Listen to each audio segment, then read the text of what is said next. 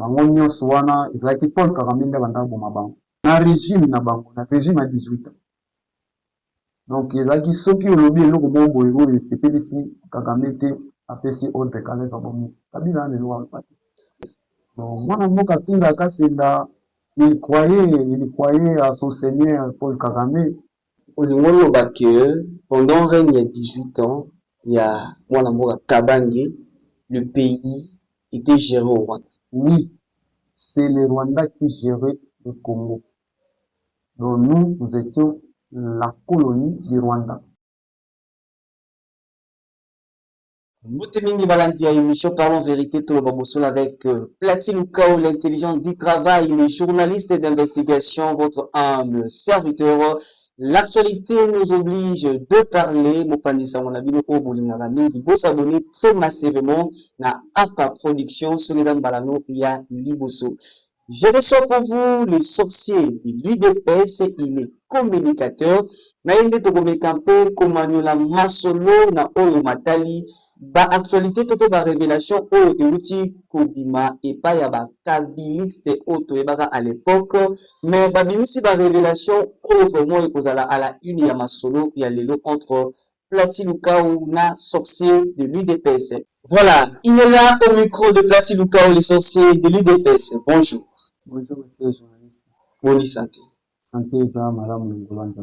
Mwana mboka sorcier de l'UDPS. Toyebite nini eza koleka na kati ya ba kabiliste oyo toyebaka à l'époque batravailla na mwana mboka oyo abingana ni Kabila le président sortant barévélation ebimi tomoni bongo Tunda Kasenda na Wivini Moleka oyebi qu'à l'époque bazalaki bakonzi awa na Congo parce que basali presque na baposte ebele na administration ya l'État.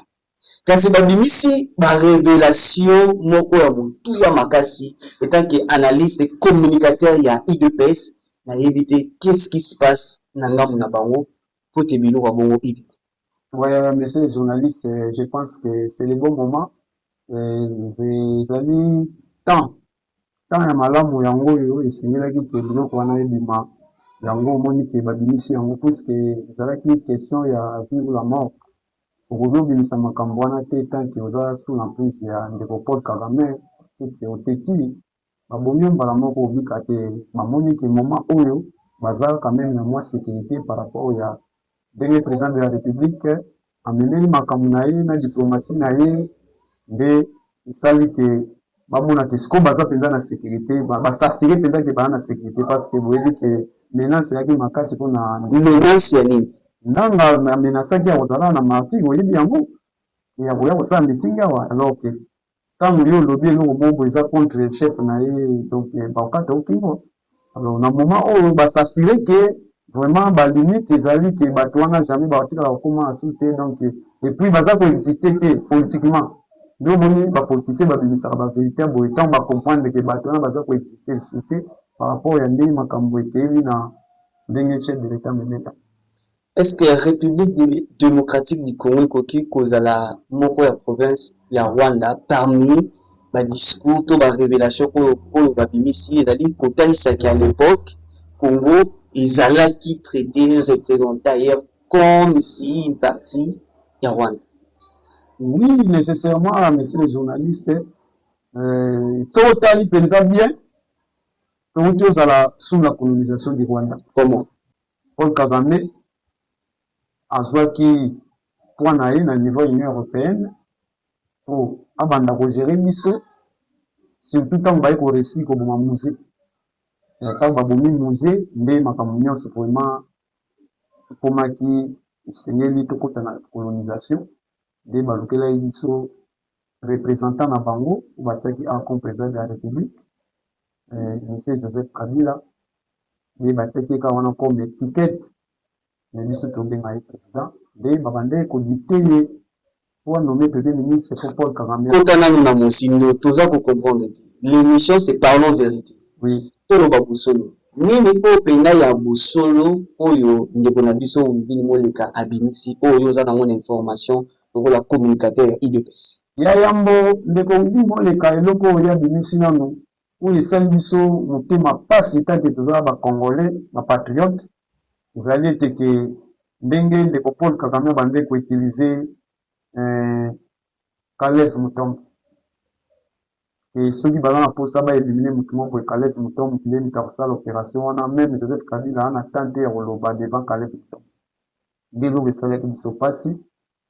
Deuxièmement ye moko Moleka azalaki victime il fallait ete akufa mais nzambe asalaki ye grâce ya papa Léon Kingo wa Dondo nde ye azalaki biso donc nde yango omoni ke biloko wana ntango tozotala yango boye tomoni mpenza ke même Léon Paul te akomisa biso na niveau wana te donc c'est ça nde omoni toza kolobela ke barévélation oyo babimisi mpona baliwa ya bandeko na biso basambaka putu mpe bangoi mukena bato nyonso bakufaki wana na temps ya Kabila ndeko na biso mosusu oyo bakoselaki ete asali accident na avion donc bango nyonso wana ezalaki Paul Kagame nde bandaka boma bango. Donc olingi oloba ete bato nyonso bakufa na Congo na régime Kagame nde mutu aboma bango na régime na bango na régime ya 18 ans ezalaki soki olobi eloko moko boye oyo esepelisi Kagame te apesi ordre Caleb abomi Kabila lelo alpati lokola moto ya UDPS mpe communicateur en coûtant toutes ces choses eza koapprendre o nini mpe eza koavertir yo na nini pour l'avenir du pays. Bon en tout cas mpona neti biso oyo biso toyebi te Tshisekedi ayebisaka biso ke bamakambo oyo nyonso ezosalema oyo makambo ya bakongolais na kati eza te c'est pour cela azwaka décision na sansiki te totika bango bakende ti bakoma liboso baomona mire ta baotuta mire baya ozongaka mpa na biso ntango baozonga mpa na biso bazala na foi te mpo bakitisa nde bakitisa pouvoir toze yango donc nde esalamaki te kaka ndenge papa anda koloba mais sinon déjà na sansiki tolinga tozwa baposte basénateur ya 1+4 badepute baministre ya 1+4 ndenge tomona ye bandeko na biso ebele basalaki ya baozeka mitatu akomaki ti président assemblée nationale ya 1+4 sikoyo toyebi bango baza bakabiliste à l'époque parce que batravaillaki na régime ya Kabila lelo babimisi basecret ya mboka oyo eyebanaka te mais donc ils vont rester de même côté na baparti oyo bazalaki bien bachanger ya vie bakomi bato ya UDPS ou encore soutenir les chefs de l'État.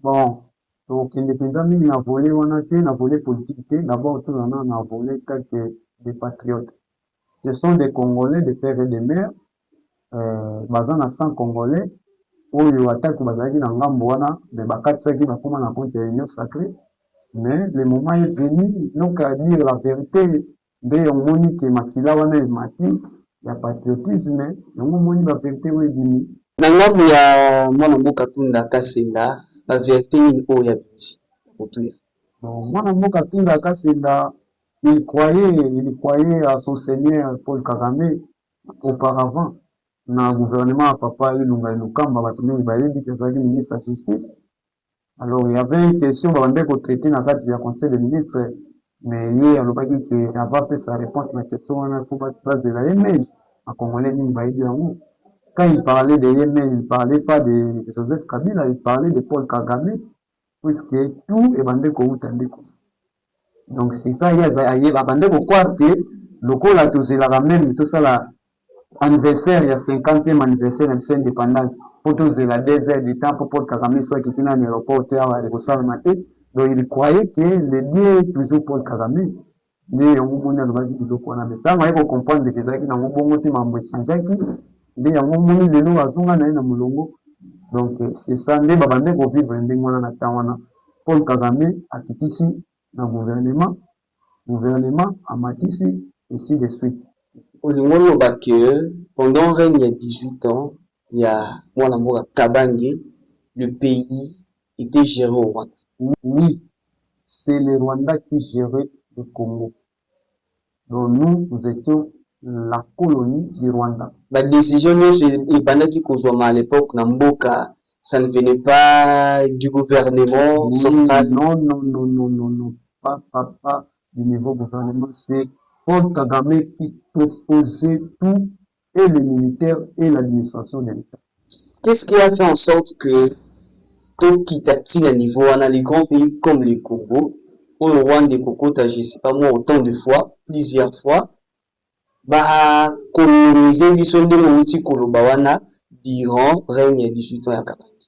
La cause, c'était quoi? La cause, d'abord, c'est l'erreur du maréchal Mobutu. Quelle erreur? Maréchal Mobutu, asalaki erreur moko ya kotika mboka na nzela na balabala. Soki otiki eloko na balabala, mbwa so azoleka asala nini? Azwi yango akimi yango. Maréchal Mobutu, il ne fallait pas akende na utenika. C'était une grosse erreur. Est-ce que na utenika nde esika makambo nyonso ya mabe ya mboka oyo ebandelaki? Témoin Nelson Mandela. Touti Kongo na mikolo maleki tata mokonzi wa ekolo mwana mboka Félix Antoine Tshisekedi Tshilombo après match nul ya Léopard face au Portugais na Coupe du Monde oyo eza kobetama na États-Unis, Canada pe Mexique, asololaki na ba diaspora to pe ba Congolais oyo bayaki de partout pour soutenir les Léopards. Asololaki na bango mais eza na terme moko ebimaki oyo esali un peu la toile partout dans le monde.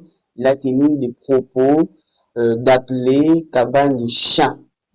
Est-ce que par rapport aux analyses où il s'aligne, na appellation les autres va soutenir, les autres va contredire.